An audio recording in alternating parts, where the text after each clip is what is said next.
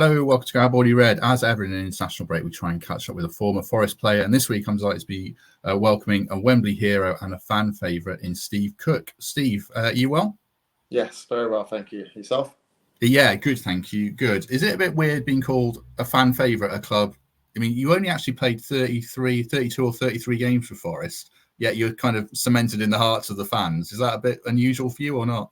Yeah, it is a strange one. Obviously, when you say it like that, yeah, it wasn't a long kind of playing time at all, which is a shame for me. When I first joined, I saw myself being there for a while, but the amount that happened in a short space of time, I wouldn't change. So, yeah, it's really nice to be called that, and I wish I could have played obviously a lot more, but very proud of what did happen over the 18 months I was there.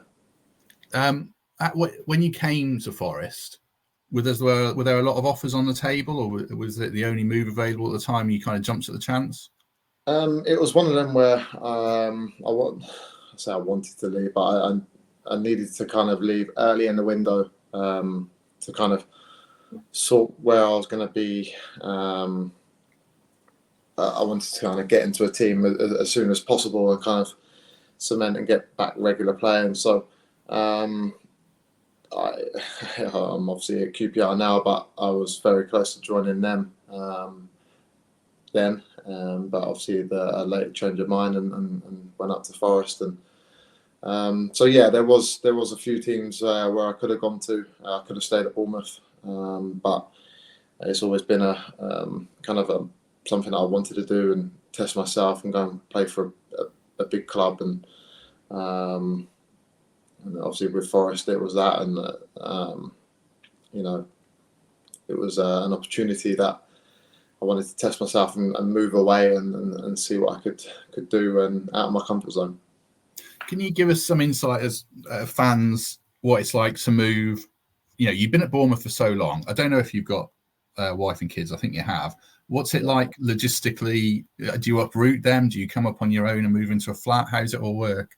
Yeah, so when I first moved, I came up on my own, which was something that my family, they were pushing for me to obviously stay closer. But I had in my mind already that I kind of wanted to go not further away, but I wanted to go and test myself, see what I could do as being something out of my comfort zone.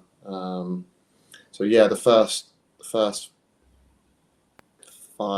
months when I come to Forest I was on my own. I first moved into an Airbnb for a few weekends, and then ended up actually staying in there and renting it for the duration. And I'd go up and back, or the family would come up.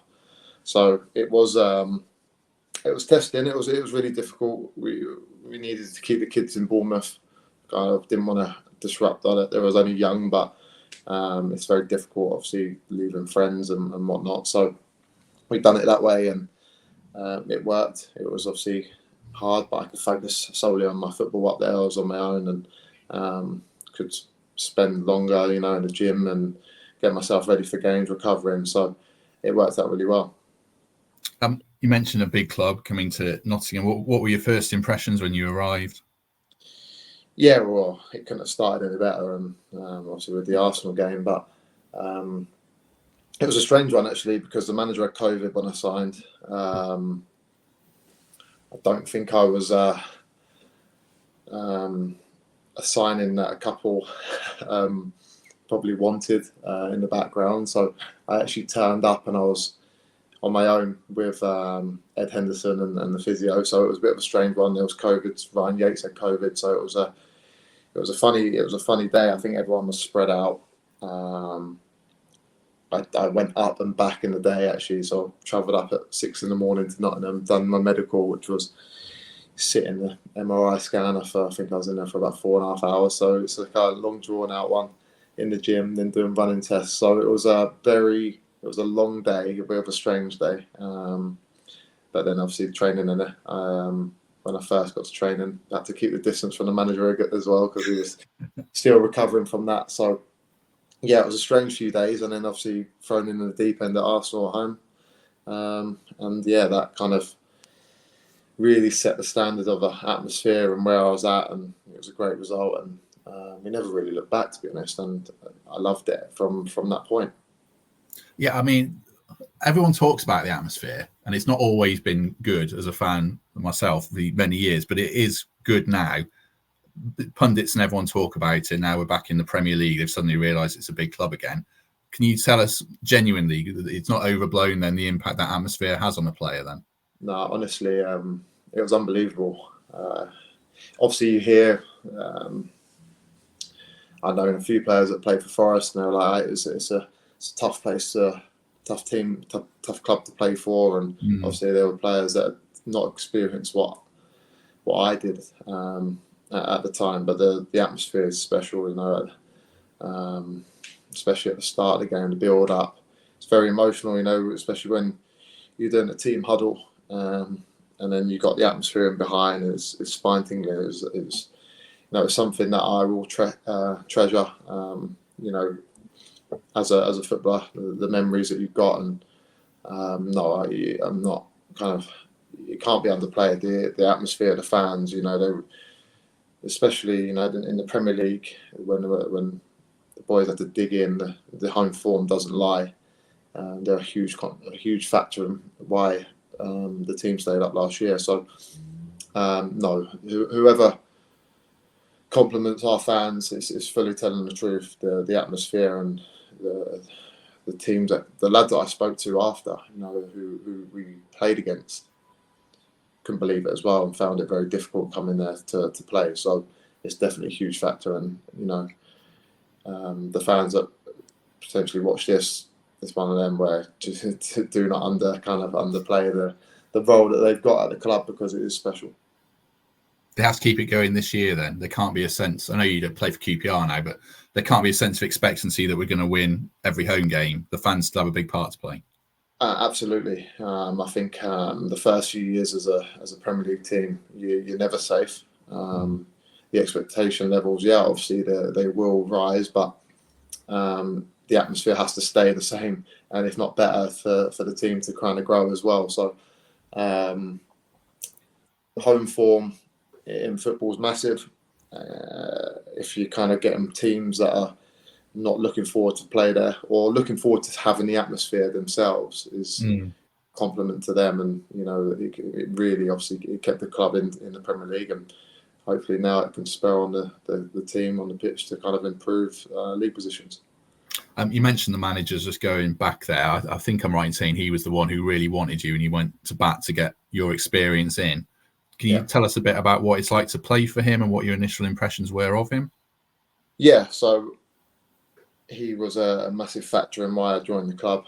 I spoke to him various times in the lead up, and he spoke of what he wanted to do, and the season that we obviously did go up, there was no plans to go up that year. It was more so, let's just see where we can go. But we're really building for the season after. That's the season where we want to go and get promoted. But obviously, we over-excelled and probably should have got automatic promotion in the end. But yeah, really enjoyed working with him.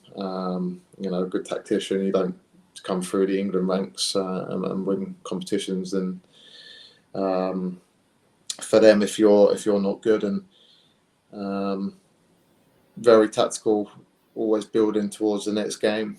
I think I had to adapt a lot more than he thought in the Premier League with the amount of players that came in, and obviously the less ball you see in the Premier League and the quality, and so there was a huge transition period, I think, in that summer of what they wanted to do, probably what they expected of the team didn't transpire in the early stages, and even set plays with VAR coming in, the way we used to mark in the Championship, we couldn't mark in the Premier League because we were very hands-on, don't give your man a yard. We had actually a meeting in the summer, and they were like, you're probably looking like you've got to give them 6 or 7 penalties away in the Championship, which would be given in the Premier League. So there was lots of things that were changed. Obviously, the squad changed an awful lot, but he's done an unbelievable job, because not many, I don't think a manager in the history of the Premier League has been given the amount of change at a club that quickly, in the Premier League. So it just goes to show how well he's done as a manager and as a club. They've done fantastically well. You mentioned there about exceeding expectations massively. When did you realise that either promotion or something special was on that season? I actually can't remember the game, but I was in the shower with Lewis Graham and we were just talking like we've got we can afford to maybe drop a few points if we want to get automatic. And trying to kind of cast back and think when, but I only lost one home game, I think, in that championship season, second half, and that was in the playoffs, but we ended up winning on penalties, so I don't actually count it. But when we beat Swansea at home, I thought we're gonna catch Bournemouth and go above them. I was convinced that we would, for some reason, convinced we would beat them down there, but it wasn't to be. But I was as soon as we beat Sheffield United, I thought it backed us to go up, because Sheffield United were top. Probably on the night, the second leg, I don't think we probably deserved to win. Without Bruce's obviously heroics, and when you have that slice of the luck, you always think, yeah, we're going to produce on a day, or are we just destined to go up? So there was little indications where I thought, yeah, we've got a really, really good chance here. We had the momentum, we had the kind of back in. So yeah, it was. I was confident that we would get up, but I wasn't sure, obviously, how. Whether it was automatic or playoffs, but yeah, the momentum we took into the end of the season was crazy. What was it about that team that made it special then? Because it wouldn't have happened unless you'd have had the cards for into place. Was it the quality of players, the strength in the dressing room? What made it all come together? Yeah, I think a bit of both. It was that proving people wrong. You had the heart as well, heart of the club with Joe Wall, Yatesy, Brennan, who were desperate to do well for the club. The lads that signed kind of inherited that as well. Keenan Davis was a huge signing. Sam Surridge was outstanding. As the lads that came in, I think really grew with the club and took the dressing room along with it. There was big characters coming in, and we was actually a really close knit group. So that, I think that was huge. But the quality in the team, you had the likes of Jed and Brennan on their day were unplayable down the right. You had a solid spine. Obviously, Colback was unbelievable when Max got injured at left wing back. He was arguably one of the young sung heroes. He was amazing. Just throughout the team, I think we had 14, 15 players that were very, very strong, and we really came together really well. And the way we bonded early, I think was a huge reason why we went up. What did Colback say about that goal that he scored from against Albion from the left wing in the dressing room afterwards? Yeah, he was 100% convinced that he meant it, but I'm not sure. I still speak to him about it. In the change room down here, and I've scored a couple of decent goals that maybe can go.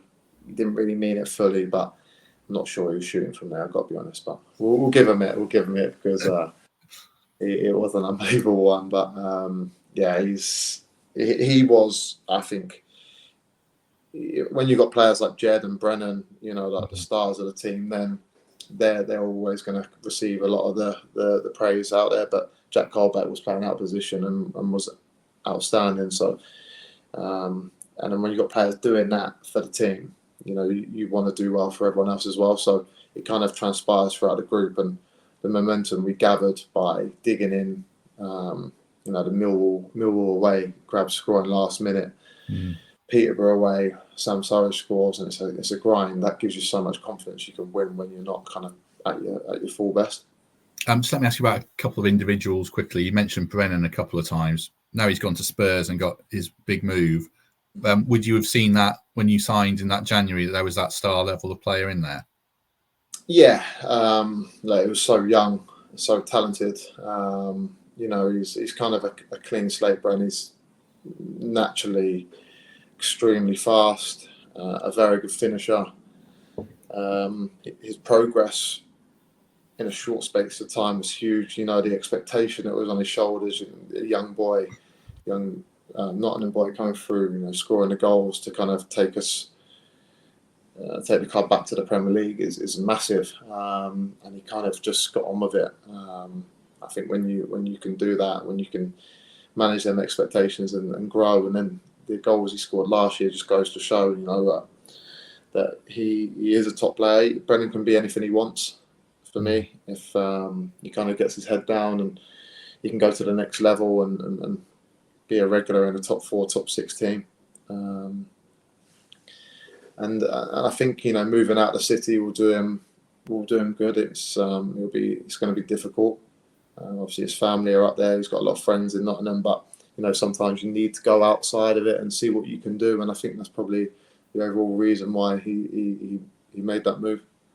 The other two I was going to ask you about are Joe and Ryan. And we spend quite a lot of time in this podcast defending them. It's surprising there's still doubters in the fan base amongst them. They keep stepping up a level, stepping up a notch. We saw Joe against Chelsea, obviously putting the best performance of his career, arguably. Do you see in them why they keep getting in the team, the qualities that mean that Steve Cooper still keeps picking them?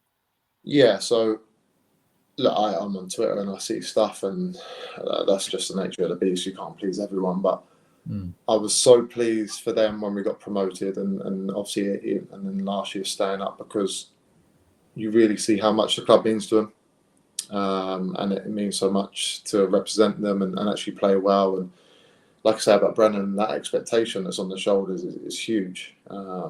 It's always harder when you come through an academy, I think, because sometimes it's easier for someone just to come in and take your spot, and you're an academy player, it's easy for you to come out of the team.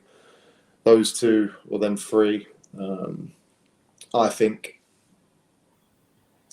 fly the flag for Nottingham extremely well.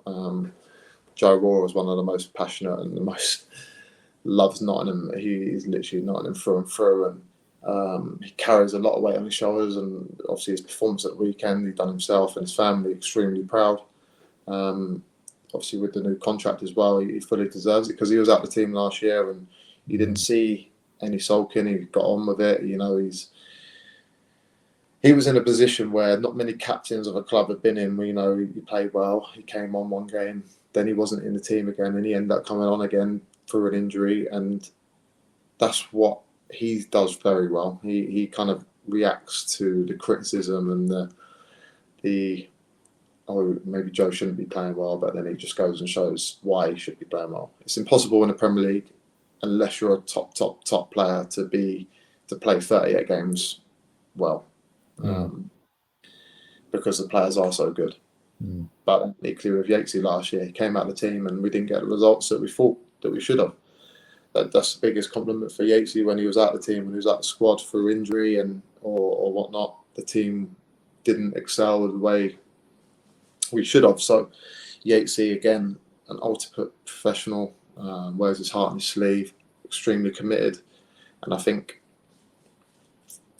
when you're a club like Nottingham Forest, you don't want to lose that. Those two boys are going to be massively important for the club over the years, and the fans that maybe wish or say they shouldn't be in the team, I think you've got to be a little bit careful, because you lose a lot of heart with them too when they're not on the pitch. So and they also take players with them and learn about the club when you're in the dressing room.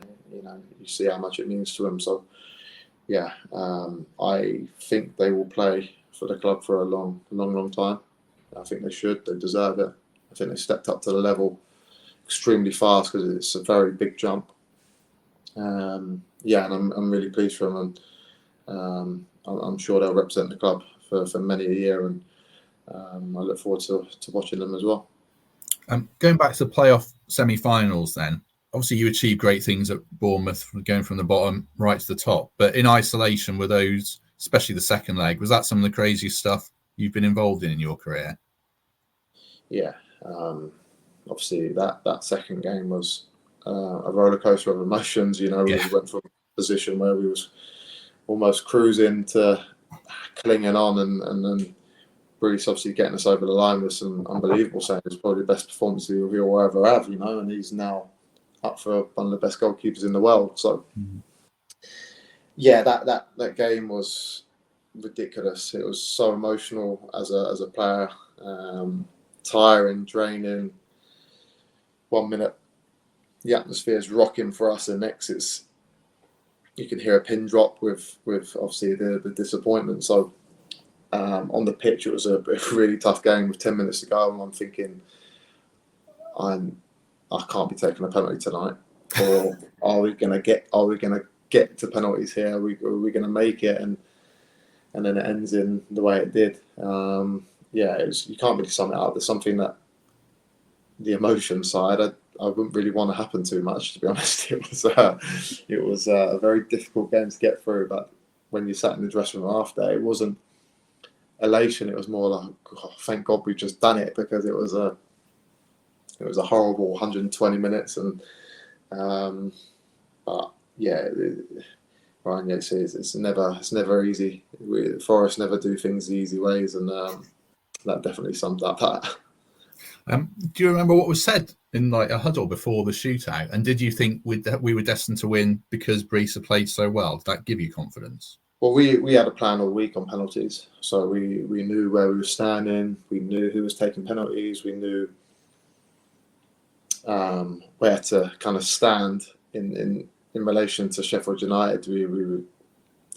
Danny Alcock took the meeting, and it was like, right, it's little advantage if you stand a little bit closer to the box to them. It gives you that kind of advantage. It's your deep breaths before your penalty. We were ready. We were ready to take penalties, and they were scrambling on the sides of who's probably going to take it. They had no plan. We were ultra. We had everything down to a T, and it goes to show, because we were brilliant. Apart from obviously the one that we missed, everything went to plan. We were so prepped for that occasion, and with Brees in obviously the form that he was in, we were destined obviously to win that penalty shootout. And I think that the preparation that went into it was huge. Yeah, I remember hearing about is it a psychological advantage then, or something like that? Psychological advantage, yeah. But we were lined up. We had our penalty taker down there. We were lined up. We knew, and they were still scrambling on the side, and then they were trying to kind of replicate what we were doing, and they were edging forward. But we were just on it. We were ready for that. That obviously we didn't want to go to penalties, but we prepped everything. We practiced all week, and we were ready, and it goes to show. Your celebrations gone down sort of akin to Pierce in Euro 96. Do you even remember that? Do you black out the moment the ball hits the net, or do you remember what you did? Yeah, it was there was a lot of emotion in that for me. Obviously, I knew my mum and dad were watching, and obviously my dad had the cardiac arrest down at Bournemouth. I hadn't trained. Obviously, I missed the whole game. I stayed in Bournemouth, and it was a massive relief, obviously, on the night, and a lot of emotions came out that night. Obviously, it meant a lot to me. I hadn't scored. I know it doesn't go down as a goal for the club, but I just put the ball in the back of the net for the club, and I knew myself scoring that penalty were more or less there. So yeah, all the emotions come out, and I love the club, and it was more like, come on, we can do this together, and it was not really sure what I can say. I've got a little bit of stick from the lads after,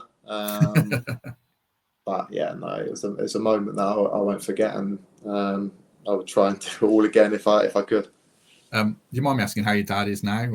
Yeah, he's okay. Yeah, he's okay. Obviously, massive shame he never actually got to come to a Premier League game up at the City Ground, which was a massive shame. It was something that it would have been obviously amazing, but at least we got there and we watched at home when we obviously won at Wembley. So and watched on TV with the Liverpool game, so it's not too bad. I hope you don't mind saying that Wembley, if I were a neutral, would go down as one of the worst games I've seen. It was not a good match at all. What was it like to play in? Yeah, it was an awful game, wasn't it? It's yeah, really, really poor game. It was actually a really boring game, obviously, to play in as well. But you, as a player, you don't realise when you're in that situation. Like I don't think it was an overly hot day, but on the pitch it was like 25, 30 degrees. The anxiety you get, on the pitch is difficult. It's a really hard occasion to play in. No one wants to obviously lose that game. A lot riding on it. Yeah, terrible game to obviously watch, no doubt. Terrible game to play in, but I'll take that game. I'd take that performance in that game every day of the week if that meant us going up. So, it wasn't a thriller, but I'm sure every Forest fan would have taken that outcome all day. Oh yeah, literally the best day of aside wife and kids. I'd say that my wife doesn't watch this, but I better say it. But best day of everyone's it's life. up there for me as well. So mine won't watch it either, so that's fine.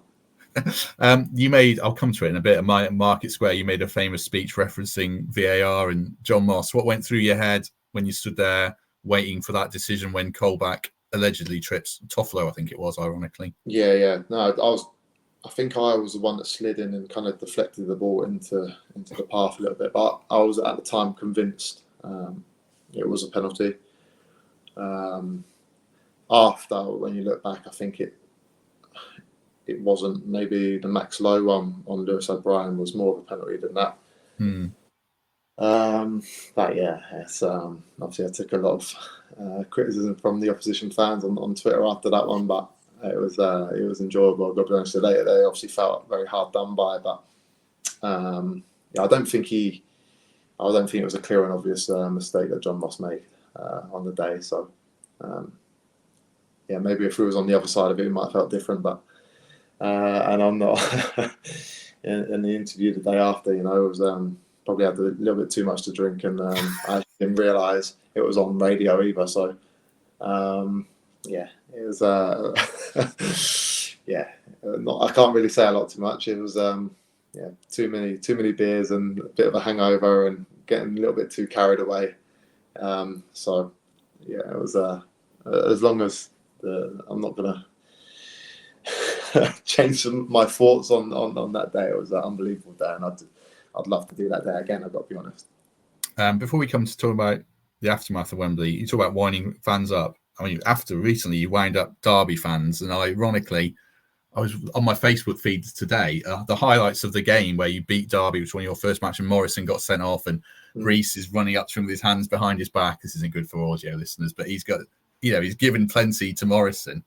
What are your recollections of playing Derby and winding their fans up? Did you enjoy that banter there? Well, yeah, it was one of my first games this year, and I give a penalty away as well, so that kind of took the shine off it for me. But that was the Twitter they had. I was out with my friends as well, and it was like we was going through a lot of like the tweets you get, and I had a bit of abuse for them, so I thought, do you know what, you deserve this one. So that was you should see the messages I got that evening, and a while I took a lot of stick from there. I didn't read many, but it was that was an enjoyable night. It was quite funny, and it's the football fans and that they're a little bit too easy to wind up sometimes. So it wasn't obviously a great night for them, but it's only Derby, isn't it? So we're all right. So in the aftermath of Wembley, then I guess we on this podcast we're saying, well, we'll sign as many of the loan players as we can. We'll get a bit of quality in and give it a go. And obviously the club went totally differently, signed the 22 players and then 30 in total. What's it like being in the dressing room when, Niakate signs, then Bolly signs? Are you and Worrell and McKenna going like, what's going on here? What's it like being in the dressing room as a player then? No, it was, do you know what? The group was really good. I've got to be honest, it was surprising because, like I say, a lot of different characters came in. A lot of change in the dressing room, but the group was really strong. It was something where it shouldn't have worked, but it did. The lads that came in were added to the group. We obviously, as players, we weren't expecting as many to come through the door, but it turned out it kind of that needed to be the case because there was a huge hull of players that needed replacing, and obviously the quality to add in as well. And the owner really went out of his way to kind of keep this club in the Premier League. But the dressing room was strong. You still had that group that knew the club's philosophy and what it stood for. The lads had a strong hold of the group, and the new guys that came in kind of went along with it. It was. I think the manager himself would have been a little bit surprised how well the boys gelled together off the pitch. Obviously, it was always going to be difficult on the pitch because in any game of football you have to have relationships on the pitch. We were making them off the pitch. We had a strong coffee group, and we would all go out for dinners together, and we were making a huge effort off it to make it work on, because we knew what was being said outside of the club. So no one gave us a chance staying up, especially with them signings, and that kind of we knew what was being said outside. We knew that everyone was kind of making a laugh and a joke of the transfer business that we've done, and it added that kind of fuel to go and prove them wrong. So overall, it's successful. It's kind of worked. I know it probably shouldn't have, but it did because of the continuity in the group and how quickly we come together. How do you look back on your time in the Premier League personally then? Because obviously it was a bit of a mixed bag for you. You had that great assist against Liverpool, the win against West Ham, but you obviously don't play anywhere near as many games as you personally would have wanted to. How do you feel about it now? Yeah, I've got to be honest. I knew that would be a kind of role of mine. I knew I wouldn't play loads of football.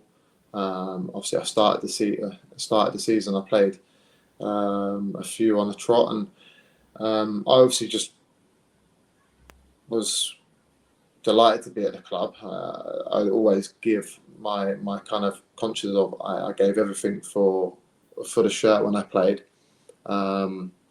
We was in a period of everything that it seemed, every shot that a team had went in the back of the net. We went through a transition of being 5 at the back to a back 4, the team changing a lot. So yeah, my role at Forest in that Premier League season was always going to be maybe play a lot and play well, and the team does well, or maybe going to be in and out. But my role was always in the dressing room to be a strong character, to do the best for the lads and the team, and kind of be a stepping stone between the team and the management. We had a good group of senior players and players that got on well with the manager, assistant, and all the staff. So I was one of them that just wanted to do the best for the club. So I've got no ill feeling of not playing enough football. When I first spoke to the manager, my role was to come in, unite the dressing room. Can we get promoted to the Premier League in time? And we've done that. So I look back at my time at Nottingham Forest and with huge satisfaction and extremely proud, because I know I'd done everything I possibly could for the club, and we got promoted.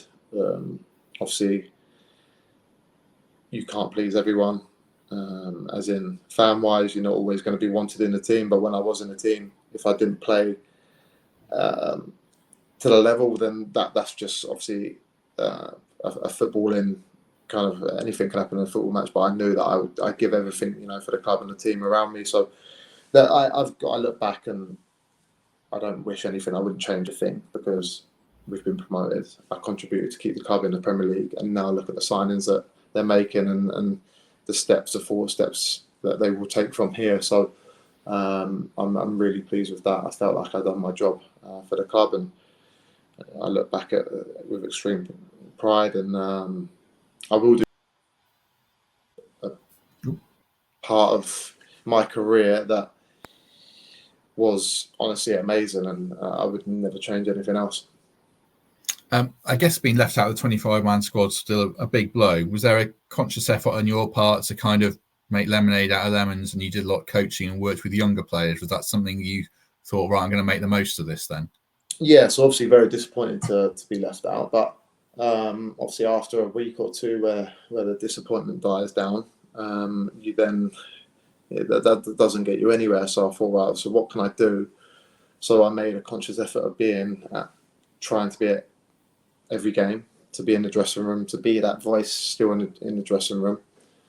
I trained as well as I could. I was in the gym every morning, gym every afternoon, just to kind of not show the lads or show the staff, but it was like, right, if I'm doing it, this is what you need to do or try and do. And I'm out of the squad, so if I'm doing the extras, you should be doing it. We need to kind of stay in the league together. I didn't give an opportunity for anyone to kind of criticise me. I thought if I need to do everything right, because now I'm planning on my next move. So it was 5-6 months. Yeah, it was a long time. It was difficult, but I was planning on, right, where am I going to be in pre-season? Who's going to call up the manager or the kit man or the physio and say, what was Steve Cook like? I didn't want to give anyone a reason to kind of badmouth me. And my role was to support the lads and help the lads. And I think I'd done that to the best of my ability. I was at most games, like I say, in the dressing room. I travelled away. I took my kids to watch games. I wanted them to kind of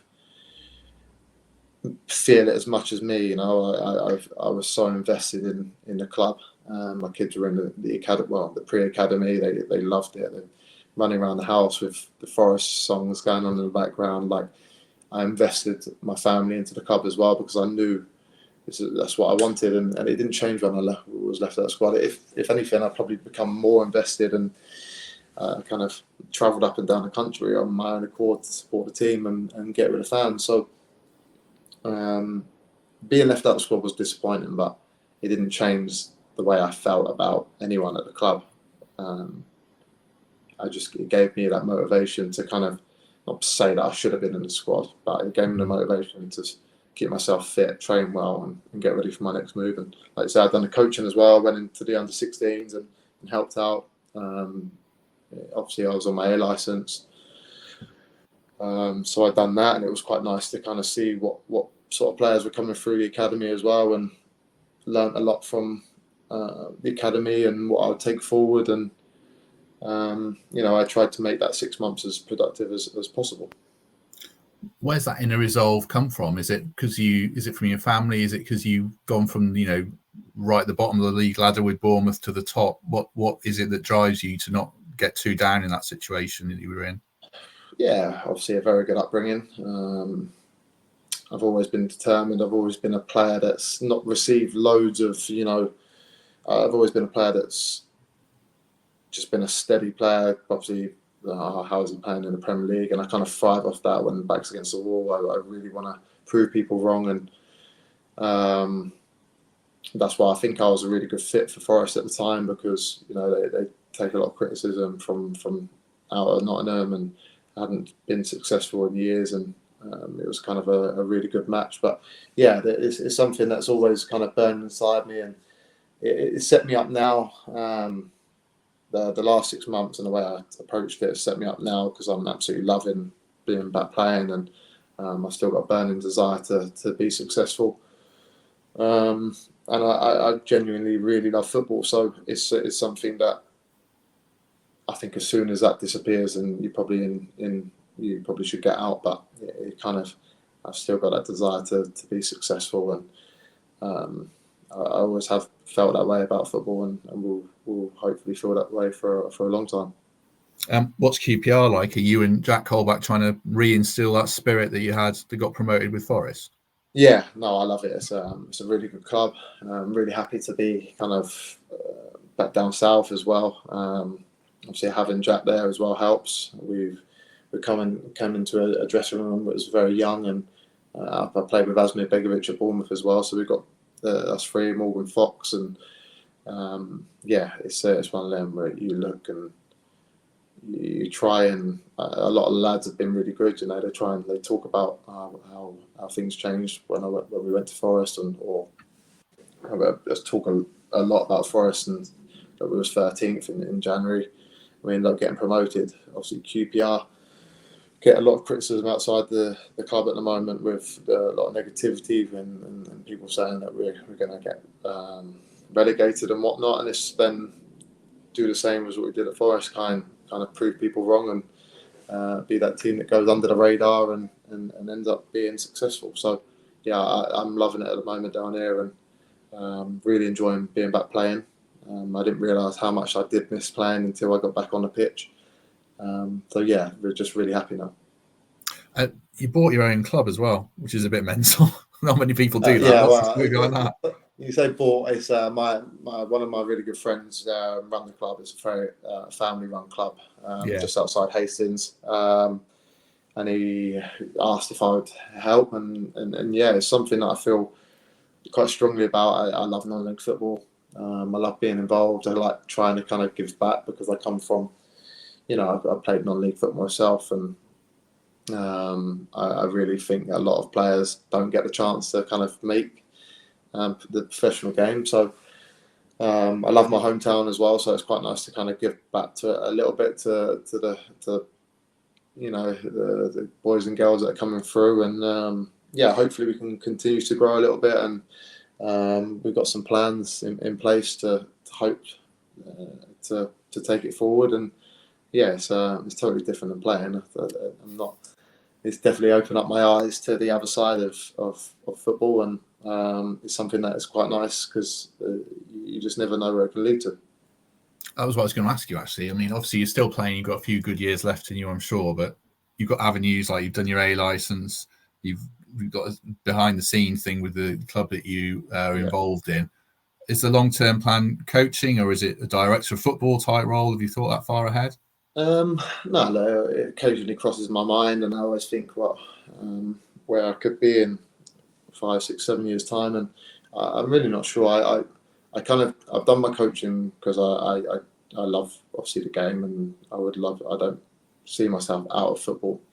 The non-playing stuff doesn't really appeal to me too much, but that obviously can change. But I kind of put everything in place because I would never want to miss an opportunity. So the coach, I've done my B license when I was, I think, 26. Obviously done my A license now, completed, because you never know what's around the corner. So I wanted to be prepared for something if it popped up. I spoke to the manager and all the management staff over a long period of time of, you only learn when you coach. It's very difficult to become a good coach if you don't coach. So that was something that I took on and tried to do last year. I sat down numerous times with the coaches and went through sessions and talked through sessions and questioned their sessions. It was something that I really enjoy doing, and I love talking football. And I think that's where I had so much respect for the management staff at Forest, that we could really talk in depth about different scenarios and situations. So I learned a lot in my time not on the pitch, and off the pitch as well. Just a couple of questions on Forest to finish then. I mean, I'm sure no Forest fan would begrudge you having Bournemouth as your club for being there for so long, but would Forest be right up there as a close second, kind of a whirlwind close second for so much that happened in such a short time? Obviously Bournemouth is extremely close to my heart, and then I had an amazing 10 years there, and my family is still there now. So, but you would think that where I wasn't at Forest a long time, it would come nowhere near. But I love that club. I thought it was an amazing experience for myself, my family. So yeah, extremely close, kind of in different ways. Bournemouth was a really, really special club. Like I say, a club that was backs against the walls, rose through the pyramid of football up against it. Forest, huge kind of stature of a club, and following the expectations were huge. But again, the backs to wall job and the expectations as well. So two clubs kind of a different spectrum, but very close, as in kind of not so much the past of Forest, because it's an extremely successful club, but in the last kind of the expectations of the last few years haven't gone to plan. So I love Nottingham Forest. I really love living in the area. I love the fans and how passionate they were, and their love for their club is amazing, and that's something that will stay with me, because you don't always see it. So everyone wants their best for their city, their town, their club, and Nottingham Forest fly the flag extremely well for that. And just lastly, as fans, people are getting very excited now. Sangare's come in, Dominguez, Hudson-Odoi, all these new signings. From a player's point of view who's played in the Premier League very recently, what's a realistic goal, do you think, for Forest this season now? Well, look, there's always a lot said about the second season in the Premier League. It's a dangerous one because sometimes you can feel that you are now a Premier League club and you won't go down. But it's a dangerous way of thinking. I think first of all you've got to get the points to stay up. Naturally, that's a very obvious thing to say, and then take whatever comes after it. The money that's been spent, the quality of player that's come in, I do think that Nottingham Forest can finish in the top half this year. I think if they stay patient, there's going to be periods of the season which are going to be tough. Everyone thought it was going to be a really, really tough start of the season. They started the season really well, had some really good performances, keep the main players fit, and it can be anything. I'm really looking forward to watching on and watching from the outside because it's an extremely strong squad still with the heart of the local boys in there as well. So I genuinely think it will be a very strong season for the club. I would love to see them do break into that top half, and in a few years' time maybe return with a little bit of silverware or whatnot with one of the cups. And I think the future is very bright. The owner is very invested. They obviously got a lot of criticism from the outside, but the way they've invested with players and with the quality, I think it's going to be an exciting time to be a fan, and I'm really looking forward to coming back and watching some of the games. Well, it's been a great pleasure to have you on, Steve. Thanks very much for doing it. If people enjoyed this as ever, like and subscribe, and we shall be back on later in the week with a Burnley preview. But Steve, thanks very much. I don't know if you've got any final words for fans or anything like that, but otherwise, thank you very much. No, thank you very much. No, just stick with the team, enjoy it, and don't let that atmosphere die. So enjoy. Great stuff. Thanks very much, everyone. We shall see you in a few days.